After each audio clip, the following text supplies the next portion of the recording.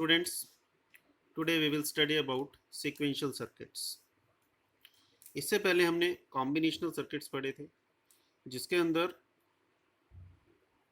Input के ऊपर ही output depend करती है, कोई भी मेमोरी एलिमेंट उसके अंदर यूज नहीं होता था. But in case of sequential circuit it consists of a combinational circuit. Combinational circuits होते हैं which accepts digital signal from external input and output of memory element. This is output of memory element and generates the signal for external output and stores it to memory element also. Sequential circuit क्या करता है, external input लेगा और memory में जो save है value वो लेगा, उन दोनों के बेस पे एक आउटपुट जनरेट होगा हमारा, और जो आउटपुट जनरेट हो रहा है that will be stored in memory element also for next input.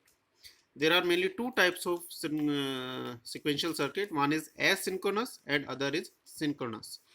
Sequential circuit whose behavior depend upon the sequence in which the input signal changes is referred to as asynchronous sequential circuit.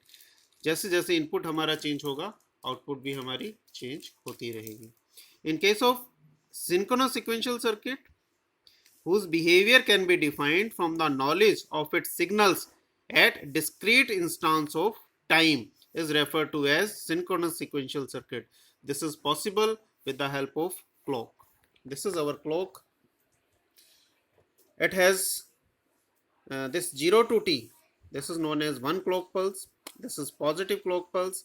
This is negative clock pulse. This is our leading edge and this is trailing edge. Now, what is flip-flop?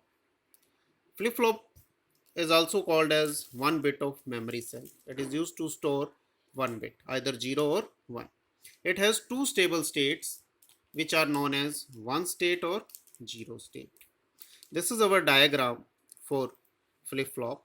यहाँ पर हमने NAND gate का use किया है, तो पहले एक बार हम NAND गेट को रिवाइज कर लेते हैं.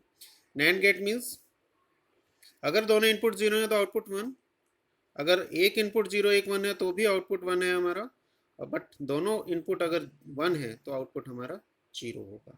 NAND का रिवर्स, सॉरी AND का रिवर्स है NAND gate. No this circuit, ये सर्किट अब काम कैसे करता है. सपोज क्या आउटपुट हमने सपोज 0 माना, तो ये this will become the input for gate G2. ये एक इन्वर्टर की तरह काम कर रहा है क्योंकि सिंगल NAND गेट है. तो 0 माना था, क्या बार हो जाएगा 1, यहाँ आएगा इसकी इनपुट में वो 0, मीन्स हमने 0 माना था और इस सर्किट में भी वो 0 ही रहेगा, वो चेंज नहीं हो रहा. सपोज क्यू की वैल्यू हमने 1 मान ली तो इसकी इनपुट जाएगी, यहाँ 0 हो जाएगा, 0 1 माना था इसको हमने तो ये 1 ही रह रहा है. तो इसका मतलब क्या है कि जो वैल्यू इसके अंदर है वो इसको रिटेन कर रहा है, स्टोर करके रख रहा है जब तक कि कोई इसको चेंज नहीं करेगा. आउटपुट, इसकी मेन बातें क्या हैं. Output Q and Q bar are always complementary. दो आउटपुट्स हैं इसकी, क्यू एंड क्यू बार, दोनों आपस में एक दूसरे के कॉम्प्लीमेंट्री हैं. Circuit has two stable state. Q1 it means one state, Q0 means 0 state और reset state. One state is set state, 0 state is reset state. Third main point क्या है इसका, if circuit is in one state it continues to remain in this state and same for 0 state. Means जो value इसके अंदर है वो रहेगी जब तक कि कोई एक्सटर्नल इनपुट इसको अप्लाई नहीं होता. This is known as this property is known as memory. So this circuit is also known as flip flop, latch और one bit of memory cell. अब इस सर्किट में इनपुट एंटर कराने का कोई भी हमने मैकेनिज्म नहीं रखा, कोई भी रास्ता नहीं है. तो जब हम इनपुट अप्लाई कर रहे हैं सर्किट को, तो उस सर्किट को एक और नाम दिया हमने जिसको हम कहते हैं SR flip flop, set reset flip flop. How it will works, what is the diagram of this set reset flip flop. This is set reset flip flop. There are two inputs S and R. 4 NAND gates are there, G1 G2 G3 G4. Input हमने G1 को apply किया, single NAND gate है, and not की तरह काम करेगा, ये भी इन्वर्टर की तरह काम करेगा. तो जो भी हम अप्लाई करेंगे वो रिवर्स हो जाएगा. यहाँ पर दो इनपुट है दोनों के NAND गेट्स की, इनकी हम AND गेट के हिसाब से, टेबल के हिसाब से इनके आउटपुट हम फाइंड आउट कर सकते हैं। देखिए कैसे काम करेगा ये, इस टेबल को समझ लेते हैं पहले। एस आर हमारी मेन इनपुट्स हो गई। Output of G1 means output of input S, output of G2 जहां हमने R अप्लाई किया था उस गेट की आउटपुट है ये। Qn ये हम एज्यूम करेंगे कि प्रीवियस जो आउटपुट है हमारी वो क्या होगी, उससे हम Qn+1 बार निकालेंगे, उसको हम इनपुट में अप्लाई करके फाइनल आउटपुट हमारी यहाँ पर हम फाइंड आउट करेंगे। सबसे पहले हम देखते हैं S0 R0। S0 R0 तो output of G1 is 1, output of G2 is 1। हमने एज्यूम किया Qn 0, Qn को हम 0 एज्यूम कर रहे हैं, तो देखो क्या होगा, Qn+1 0 इंटू 1, 0 इंटू 1 नैन गेट 1 आएगा। अब फाइनल आउटपुट निकालना है हमने, this into output of G1, 1 into 1 that is 0। जब हम 1 मान रहे हैं इसको तो 1 इंटू 1 0, 0 इंटू 1 1। इससे हमें क्या पता लगा कि जो हमने आउटपुट एज्यूम किया था वही हमारी फाइनल आउटपुट आ रही है। इसका मतलब नो चेंज है। नो चेंज है तो हम कहेंगे कि इसकी वैल्यू प्रीवियस वाली ही रहेगी जो हमारी पहले थी। सेकंड कंडीशन क्या है, एस और आर की वैल्यू 0 और 1। जब एस की वैल्यू 0, आर की वैल्यू 1 है तो G1 की आउटपुट क्या हो जाएगी 1 और G2 की आउटपुट 0। अब हम Qn को 0 एज्यूम कर रहे हैं, तो देखिए दिस Qn बार क्या होएगा, 0 इंटू 0 1, 1 इंटू 1 दिस इज 0। जब हमने 1 एज्यूम किया तो 1 इंटू 0 1, 1 इंटू 1 0। दोनों ही केसेस में आउटपुट हमारी 0 आ रही है, इसका मतलब फाइनल आउटपुट हमारी 0 होगी। थर्ड केस में S की वैल्यू 1, R की वैल्यू 0, 0 1, यहाँ पर हम आ गए 0 और 0 एज्यूम कर लिया हमने, 0 into 1 1, 1 into 0 this is 1। Now जब हम 1 एज्यूम कर रहे हैं तो 1 इंटू 1 0, 0 इंटू 0 1। दोनों ही केसेस में हमारी जो आउटपुट है वो 1 आ रही है, इसका मतलब फाइनल आउटपुट हमारी 1 होगी। इसमें हम एक चीज़ और ध्यान रखते हैं, यहाँ पर हमने आउटपुट 0 माना था और फाइनल आउटपुट हमारा 1 आ गया, इसका मतलब आउटपुट चेंज हो गया। चेंज होते ही वो वापस इनपुट में अप्लाई हो जाएगा। इनपुट में अप्लाई हो गया वापस, तो क्या हो गया 1 और आउटपुट ऑफ G2 क्या थी 1, 1 और 1 क्या होगा 0, तो ये 0 हो जाएगा final. Now it will not change, तो ये हमें ध्यान रखना है, तो आउटपुट हमारी 1 आएगी। In case of S is equal to 1, R is equal to 1, हमने सपोज 0 मान लिया स्टार्टिंग में, प्रीवियस आउटपुट हमारा 0 इंटू 0, 0 इंटू 0 1, 1 इंटू 0 1। अब Qn और Qn बार दोनों 1 1 है, that can not be happen because these two outputs are complement to each other, but हमारे पास ये दोनों 1 1 हैं। हम इसको वापस भी अप्लाई करेंगे तब क्या होगा, सपोज Qn वापस आ गया यहाँ पर, तो 1 इंटू 0 तब भी 1 ही रहेगा, यानी कि ये जो कंडीशन है हमारी नॉट पॉसिबल है। 1 के केस में देख लेते हैं, 1 इंटू 0 1, 1 इंटू 0 1, यहाँ पर भी नॉट पॉसिबल है। तो इसका मतलब क्या है, condition of S is equal to R is equal to 1 is not defined in the SR flip flop. ये हमारी फाइनल टेबल बनेगी इसकी। S दो इनपुट है हमारे पास, एक आउटपुट है n+1, दोनों के 0 के केस में आउटपुट हमारी चेंज नहीं होती, जो पहले थी वही रहेगी। S की वैल्यू 0, R की वैल्यू 1, आउटपुट 0 आएगी। S की वैल्यू 1, R की वैल्यू 0, आउटपुट हमारी 1 आएगी। 1 1 के केस में ये नॉट डिफाइंड है, क्वेश्चन मार्क लगा दिया हमने। नाउ इसके बाद क्लॉक्ड SR फ्लिप फ्लॉप है।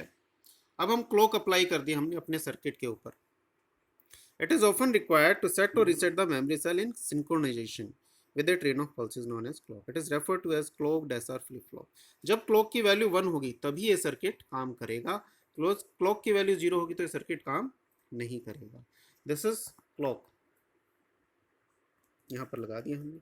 दो इनपुट और लगा रखी है हमने, प्रीसेट और clear. Preset is used to set the flip flop, output अगर हमें 1 करनी हो किसी भी टाइम पे. और क्लियर जब हमने आउटपुट को 0 करना हो किसी भी टाइम पे तो हम इन इनपुट्स को यूज कर सकते हैं. This is the block diagram of SR flip flop. Now ये जो हमारी एसआर फ्लिप फ्लॉप में एक प्रॉब्लम थी, S is equal to R is equal to 1 is not working, इसको हमने सॉल्व किया with the help of JK flip flop. This is the diagram for JK flip flop. थोड़ा सा modification हमने किया इस डायग्राम में. क्या मॉडिफिकेशन होगा, जो आउटपुट थी हमारी वो हमने क्यू को के के साथ एंड कर दिया और क्यू बार को जे के साथ एंड कर दिया. दो इनपुट हो गए हमारी जे के. तो देखिए ये हमारा टेबल बनेगा जे के क्यू एन बार, ये हमारी प्रीवियस आउटपुट है. एस एन की वैल्यू क्या होगी, जे इंटू क्यू बार, क्योंकि क्यू बार को हम कहाँ लेके गए, जे में. और आर के इंटू क्यू, तो क्यू को हम कहाँ लेके गए, के में. अब देखो इस टेबल में कैसे काम करेगा ये सर्किट. जे की वैल्यू 0, के की वैल्यू 0. प्रीवियस आउटपुट हमने मान ली यहाँ 0 1, J into Q bar, 0 into 1 0, 0 into 0 0 0 पे आउटपुट क्या रहती है हमारी एस आर की, same as it is Q. 1 0 मानते हैं इसको, 0 इंटू 0 0, 1 इंटू 0 ये भी 0 होगा. यहाँ पर एंड गेट है, ये ध्यान रखना है हमने. तो यहाँ पर भी क्यू एन, तो इसका मतलब फाइनल आउटपुट हमारी आ गई Q N.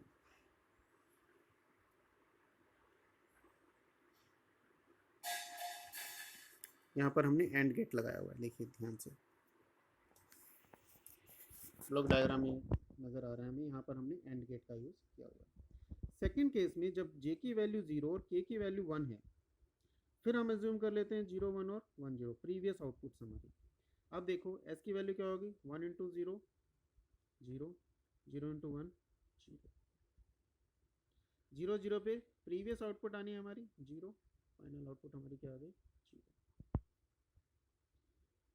Now 0 into 0 0, 0 into 1 sorry 1 into 1 1. जब एस और आर की वैल्यू 0 1 है तो आउटपुट हमारी 0 आती है. इसका मतलब फाइनल आउटपुट हमारे यहाँ पर क्या आएगी, 0 आएगी. थर्ड केस में फिर हम एज्यूम करते हैं 0 1 और 1 0. अब 1 इंटू 1 1, 0 इंटू 0 0. जब एस की वैल्यू 1 आर की वैल्यू 0 होती है तो फाइनल आउटपुट हमारा 1 आता है. 0 इंटू 1 0, 1 इंटू 0 0, 0 0 के केस में क्यू एन क्या है हमारा 1, तो आउटपुट हमारी 1. It means this comes out to be 1. 1 1 के केस में देखो जो हमारी प्रॉब्लम थी क्या वो सॉल्व हुई क्या नहीं हुई. 1 इंटू 1 1, 1 इंटू 0 0, आउटपुट हमारी क्या आएगी 1. 1 इंटू 0 आउटपुट 1 इंटू 1 0 1 के केस में आउटपुट हमारी क्या आएगी 0. तो हम क्या कंक्लूजन निकाल रहे हैं, प्रीवियस आउटपुट हमारी 0 थी, नेक्स्ट आउटपुट हमारी क्या आई 1. प्रीवियस आउटपुट हमारी क्या थी 1, इस केस में यहाँ 0. तो इसका मतलब this is complement of the previous output. This is final table J K Q N plus 1, 0 1 से 0 0 पे क्यू एन, 0 1 पे 0, 1 0 पे 1 आएगा आउटपुट, 1 1 पे क्यू एन बार आएगी. This is how the problem of S is equal to R is equal to 1 is solved in JK flip flop. There are two another flip flops are there. One is D type flip flop and other is T type flip flop. In case of D type flip flop, if we use middle two rows of truth table of SR or JK flip flop, we obtained a D type flip flop. Means this is the block diagram. एक ही input हम assume करेंगे और उसका inverter हम दूसरे SR की दूसरी input में डाल रहे हैं, यानी कि फाइनल इनपुट्स क्या होंगी, आइदर 0 1 और 1 0, यानी कि middle two rows of truth table will be used as D type flip flop. तो इनपुट अगर जीरो है तो आउटपुट भी जीरो होगी, इनपुट वन है तो आउटपुट भी वन होगी. इट मीन्स ये जो फ्लिप फ्लॉप है ये कोई चेंज नहीं कर रहा, सिंपली इनपुट को आउटपुट में ट्रांसफर कर रहा है, इसीलिए इसको डिले फ्लिप फ्लॉप भी कहते हैं. T type flip flop, toggle flip flop कहते हैं इसको. It is a flip flop if J is equal to K, the resulting flip flop is known as T type flip flop. यानी कि truth table की first row और fourth रो दोनों को हम एज्यूम करें तो वो टी टाइप फ्लिप फ्लॉप बनता है. इसमें भी हम एक ही इनपुट एज्यूम करेंगे. जीरो है तो जेके की वैल्यू जीरो जीरो, वन है तो उसकी वैल्यू वन वन, यानी कि फर्स्ट रो की आउटपुट क्या आती है, क्या वन, और लास्ट रो की आउटपुट हमारी क्या वन बार.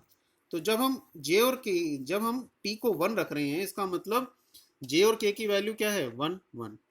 तो जे और के की वैल्यू वन वन है. So for each every clock pulse, the output Qn plus 1 changes from 1 to 0 or 0 to 1. And this type of flip flop is known as toggle flip flop. क्योंकि जब हम t की value 1 रखेंगे, jk की value 1 1 होगी, 1 1 होगी तो उसकी आउटपुट क्या होती है, कॉम्प्लीमेंट ऑफ प्रीवियस आउटपुट. तो 1 है तो 0 हो जाएगा, 0 है तो 1 हो जाएगा. That's why this t type flip flop is known as toggle flip flop. Thank you.